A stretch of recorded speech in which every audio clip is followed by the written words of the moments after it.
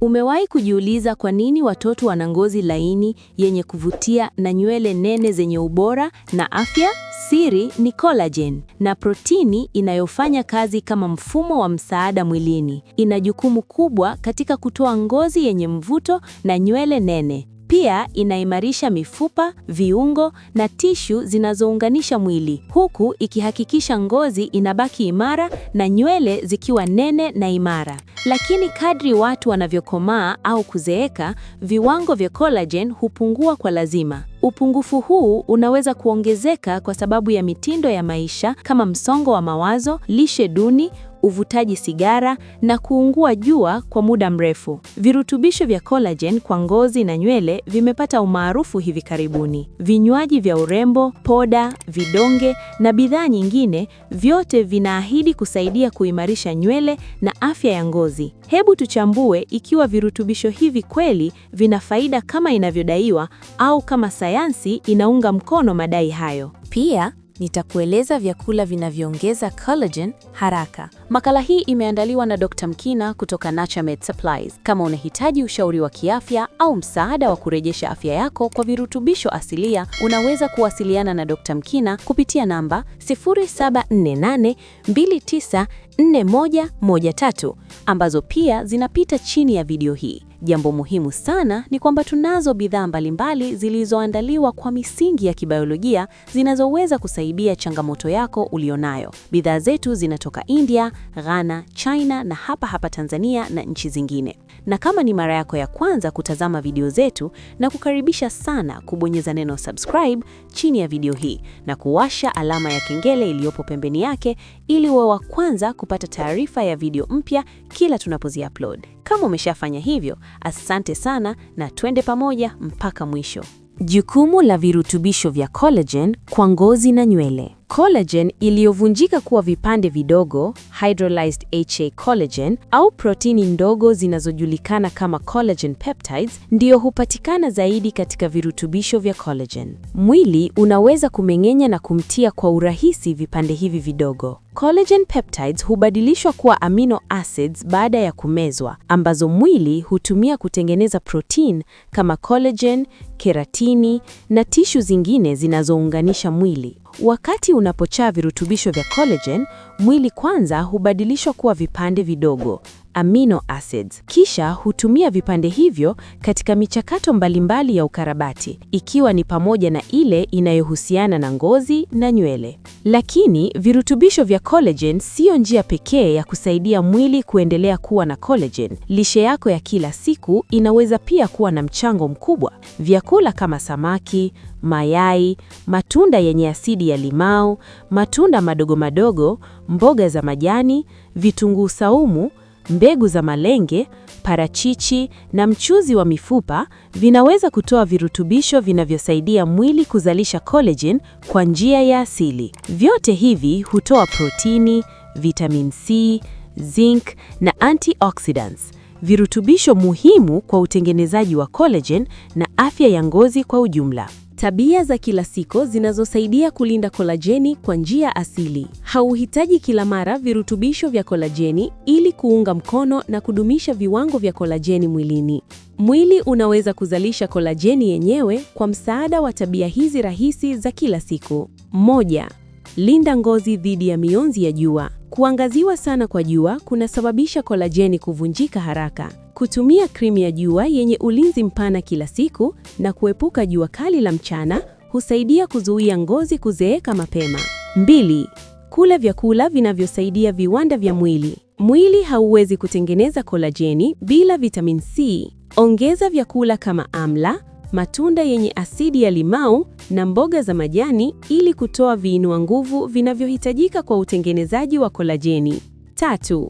Lala kwa kina. Ngozi huboresha na kujirekebisha unapolala. Kupata usingizi wa kutosha kunaruhusu mwili kufanya michakato hii ya ukarabati ambayo husaidia kudumisha ngozi yenye afya.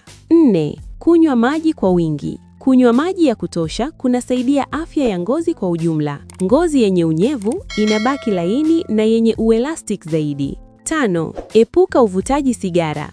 Uvutaji wa sigara kwa wingi husababisha kuzeeka kwa ngozi na uharibifu wa nyuzi za kolajeni. Kupunguza au kuepuka uvutaji kunasaidia kulinda muundo wa ngozi kwa muda. Maswali yanayoulizwa mara kwa mara. Swali la kwanza: je, virutubisho vya collagen kwa ngozi na nywele vinatoa matokeo halisi? Collagen peptides hutoa amino acids maalum, proline na hydroxyproline, zinazofanya kazi kama vipande vya ujenzi vya tishu zako. Ingawa sio suluhisho la haraka, vinaweza kuboresha unyevu wa ngozi na unene wa nywele kwa kuchochea uzalishaji wa protini mwilini. Swali la pili: je, virutubisho vya collagen vinaweza kupunguza mikunjo? Havifutii mikunjo mikubwa kabisa, lakini vinaongeza unene wa dermis, tabaka la ndani la ngozi. Kwa kuimarisha tabaka hili, collagen hufanya mikunjo midogo ionekane laini na kuboresha muundo wa ngozi unaosababishwa na ukosefu wa unyevu. Swali la tatu: je, ni salama kuchukua virutubisho vya collagen kila siku? Iwapo vinachukuliwa kwa dozi zilizopendekezwa kimaendeleo, virutubisho vya collagen vinaonekana kuwa salama kwa watu wengi wenye afya njema. Swali la 4: ni vyakula gani vinavyoongeza kolajeni mwilini kwa asili?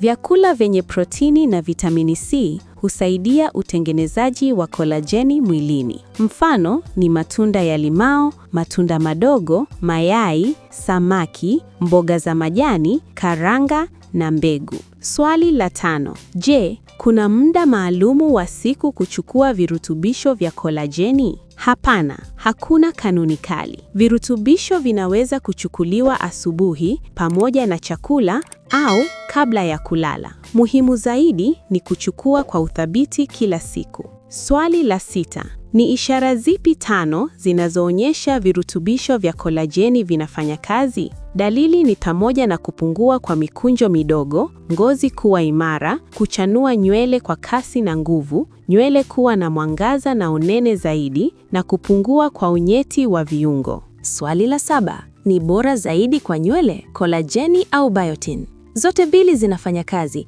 lakini chaguo bora hutegemea mahitaji ya nywele zako. Biotin ni vitamini ya B inayochochea utengenezaji wa keratini. Kolajeni hutoa amino acids za kujenga nywele na kudumisha afya ya kichwa. Ikiwa unataka ukuaji wa haraka, biotin ni chaguo bora. Ikiwa unataka nywele zenye nguvu na nene, kolajeni ndiyo bora. Swali la 8: nani asingepaswi kuchukua virutubisho vya kolajeni? Wale wanaona mzio wa samaki, kondo au mayai wanapaswa kuepuka virutubisho hivi, kwani vinatokana na wanyama. Wale wenye matatizo ya figo au wanaofuata lishe ya mboga kwa kiwango kikubwa wanashauriwa kushauriana na daktari kabla ya kuanza. Ushauri kuhusu virutubisho vya kolajeni kwa ngozi na nywele. Virutubisho vya kolajeni vinaweza kusaidia kuboresha unyevunyevu wa ngozi, kuifanya iwe imara kidogo na kusaidia nywele kuwa na nguvu zaidi, lakini matokeo yake huwa ya polepole na si ya haraka.